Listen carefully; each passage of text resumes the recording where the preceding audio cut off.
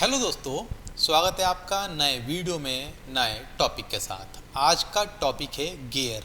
Gear एक ऐसा mechanical component है जो आपके ऑटोमोबाइल्स में, खिलौनों में और इंडस्ट्रीज़ की मशीनों में यूज़ होता है।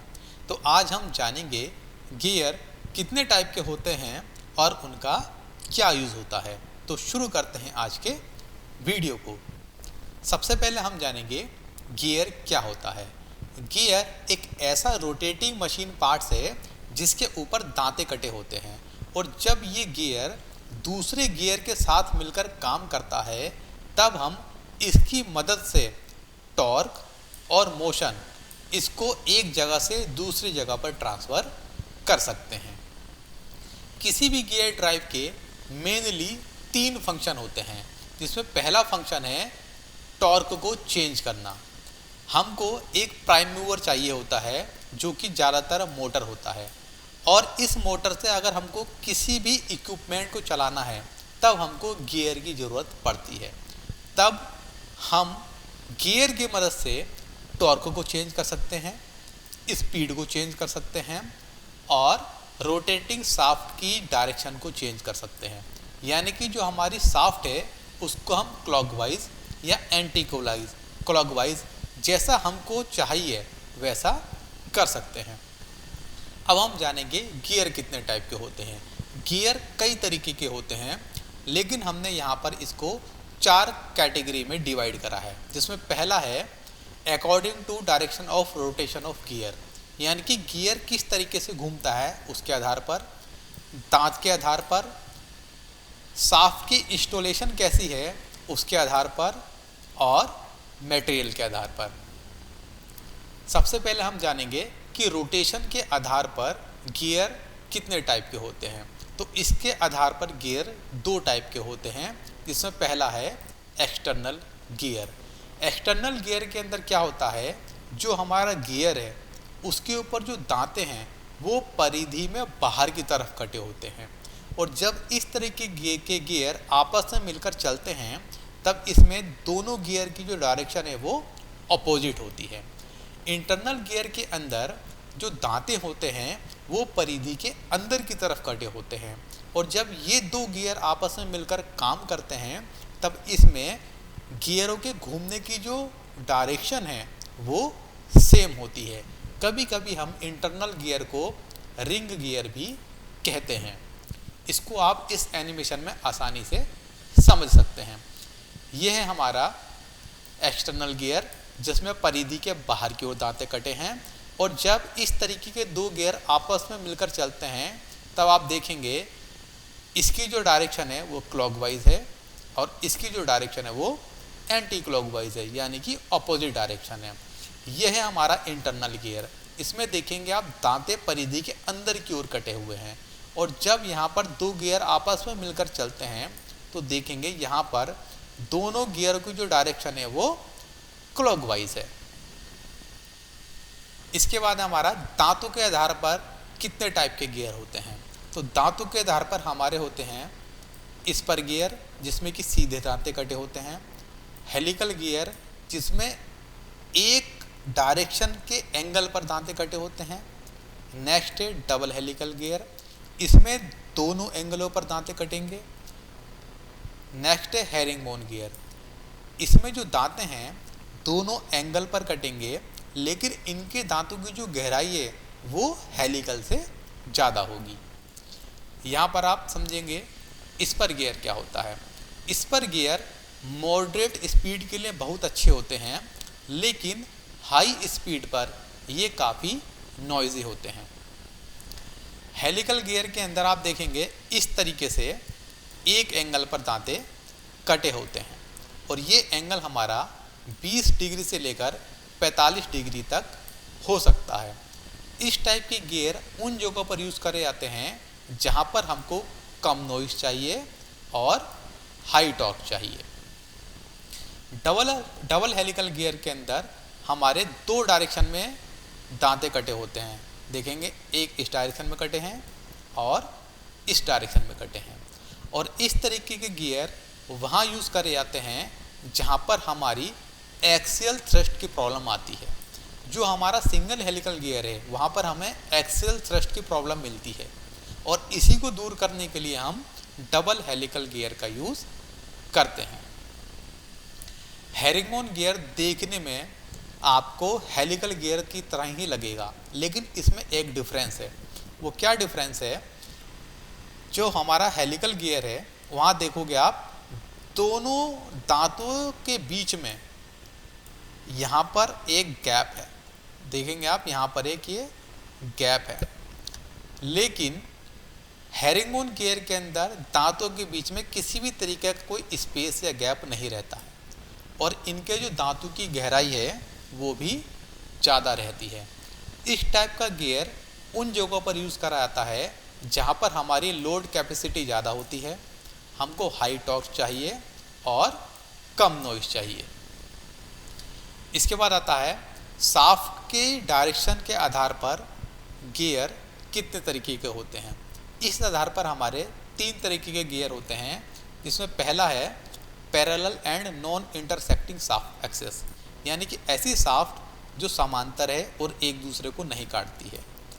अगला है हमारा असमांतर और एक दूसरे को काटने वाली शाफ्ट। फिर नेक्स्ट है हमारी असमांतर और एक दूसरे को नहीं काटने वाली शाफ्ट। तो इसके आधार पर हमारे गियर होते हैं 4, जिसमें पहला है parallel and non intersecting shaft, यानी कि इसमें जो शाफ्ट की एक्सेस है वो एक दूसरे के समांतर होगी और वो एक दूसरे को नहीं काटेंगी, जिसके अंदर हमारा इस पर गियर आता है, हेलिकल गियर आता है, डबल हेलिकल गियर आता है और हेरिंगबोन गियर आता है।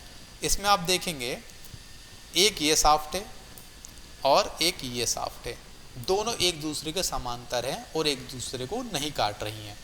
सेम केस यहाँ पर भी है, यहाँ पर भी है और यहाँ पर भी है। यहाँ पर मैंने ये जो ड्रॉ करा है ये शाफ्ट की एक्सेस ड्रॉ करी है, और आप इसको आसानी से पाउस करके भी देख सकते हैं कि यहाँ पर शाफ्ट की जो एक्सेस हैं वो एक दूसरे के समांतर हैं और एक दूसरे को नहीं काटती। इसके बाद है हमारा non parallel and intersecting shaft. इसके आधार पर हमारे 3 गियर होते हैं, जिसमें पहला है straight bevel gear, spiral bevel gear, mitre bevel gear. Straight bevel gear उन जगहों पर यूज़ करा जाता है जहां पर हमको 90 डिग्री के एंगल पर पावर का ट्रांसमिशन करना हो, और इसके ऊपर जो दांत कटे होते हैं वो बिल्कुल स्ट्रेट कटे होते हैं। आप यहाँ देखेंगे एक शाफ्ट की एक्सेस यहाँ पर है और दूसरे शाफ्ट की एक्सेस यहाँ पर है, और ये दोनों एक दूसरे को इस पॉइंट पर काट रही हैं, और इसके दांते भी आप देखेंगे वो बिल्कुल सीधे कटे हैं। अगला गियर है स्पाइरल बेवल गियर। इस बेवल गियर का यूज़ भी 90 डिग्री के एंगल पर पावर ट्रांसमिशन के काम आता है, लेकिन इसके जो दांते कटे होते हैं वो एक एंगल पर कटे होते हैं, जो कि आप इस एनिमेशन में देख सकते हैं। इस टाइप के गियर का यूज़ उन जगहों पर करा जाता है जहां पर हमको स्ट्रेट कट के कंपैरिजन में कम वाइब्रेशन की आवश्यकता हो और कम नॉइज़ की आवश्यकता हो। नेक्स्ट हमारा माइटर bevel gear. Mitre bevel gear का यूज़ भी हम 90 डिग्री एंगल में पावर ट्रांसमिशन के काम में करते हैं, लेकिन यहाँ पर एक छोटा सा फ़र्क है। माइटर बेवल गियर वही होते हैं जिन पर दांतों की संख्या समान रहेगी, यानी कि इस पर भी दांतों की संख्या समान रहेगी और इस पर भी दांतों की संख्या समान रहेगी। माइटर बेवल गियर हमारे स्ट्रेट कट भी हो सकते हैं और स्पाइरल कट भी हो सकते हैं। नेक्स्ट है हमारा non parallel and non intersecting shaft axes के आधार पर। इसके आधार पर हमारे worm gear, hypoid gear, screw gear, rack and pinion gear आते हैं। वर्म गियर क्या होता है? ये उन जगहों पर यूज़ करते हैं जहाँ पर हमको हाई शॉक और हाई लोड की ज़रूरत होती है, लेकिन इनकी जो इफ़िशेंसी होती है वो काफ़ी कम होती है, और ये 90 डिग्री के एंगल पर पावर ट्रांसमिशन के काम आते हैं। अब आप सोचेंगे कि बेवल गियर का यूज़ भी 90 डिग्री पर होता है और इसका भी 90 डिग्री पर होता है, लेकिन दोनों में एक फ़र्क है। बेवल गियर का यूज़ 90 डिग्री के एंगल पर पावर ट्रांसमिशन के काम में आता है, लेकिन वहाँ पर शाफ्ट की एक्सेस एक दूसरे को काटती हैं, लेकिन यहाँ पर शाफ्ट की एक्सेस एक दूसरे को नहीं काटती। वो आप यहाँ पर देखेंगे, इस गियर की जो शाफ्ट है उसकी एक्सेस ये है और इसकी एक्सेस यहाँ पर है। ये दोनों एक्सेस एक दूसरे के असमांतर तो हैं, लेकिन ये एक दूसरे को काटती नहीं है। नेक्स्ट है हमारा हाइपोड गियर। हाइपोड गियर का यूज़ हम उन जगहों पर करते हैं जहाँ पर हमको थोड़ी ज़्यादा इफ़िशेंसी चाहिए, यानी कि ये वर्म गियर से ज़्यादा इफ़िशिएंट होते हैं और ये भी 90 डिग्री के एंगल पर पावर ट्रांसमिशन के काम आते हैं। स्क्यू गियर, स्क्यू गियर को हम कहीं कहीं पर क्रॉस हेलिकल गियर भी कहते हैं। ये देखने में आपको सिंगल हेलिकल गियर की तरीके से लगेंगे, लेकिन फ़र्क इतना है कि जो सिंगल हेलिकल गियर होते हैं वहाँ पर शाफ्ट की एक्सेस एक दूसरे के समांतर होती है और एक दूसरे को नहीं काटती, और यहाँ पर क्या है, एक दूसरे के असमांतर है और एक दूसरे को नहीं काटती है। इन गियर का यूज़ हम उन जगहों पर करते हैं जहाँ पर हमको कम मैकेनिकल साउंड चाहिए, क्योंकि इस गियर के अंदर हमारा पॉइंट कांटेक्ट होता है। इसके बाद है rack and pinion gear. Rack and pinion gear का यूज़ उन जगहों पर करा जाता है जहाँ पर रोटरी मोशन को लीनियर मोशन में कन्वर्ट करना हो या लीनियर मोशन को रोटरी मोशन में कन्वर्ट करना हो। जो हमारा गोल गियर होता है, जो कि यहाँ पर ये है, इसको हम पिनियन कहेंगे, और ऐसा गियर जो कि लंबाई में होता है उसको हम रैक कहेंगे।